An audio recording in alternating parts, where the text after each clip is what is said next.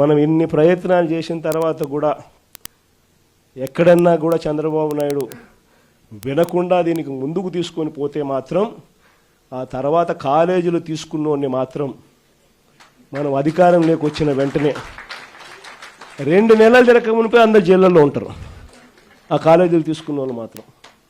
Medical colleges PPP కింద ఇస్తున్నారు, ఎవరన్నా తీసుకుంటే వచ్చిన 2 నెలల్లోనే జైల్లో పెడతామని మాట్లాడుతున్నారు. ఇది ఎంత హాస్యాస్పదంగా ఉందంటే పొలిటికల్ మెచ్యూరిటీకి ఇది పరాకాష్ట. ఈరోజు ఏదైతే చెప్తున్నారో పీపీపీలు అది చేస్తాం ఇది చేస్తామని ప్రజలందరూ వాచ్ చేస్తున్నారు. ఈరోజు ప్రపంచమంతా కూడా అభివృద్ధి జరగాలంటే పీపీపీ మోడల్ తప్ప వేరే మోడల్ లేదు.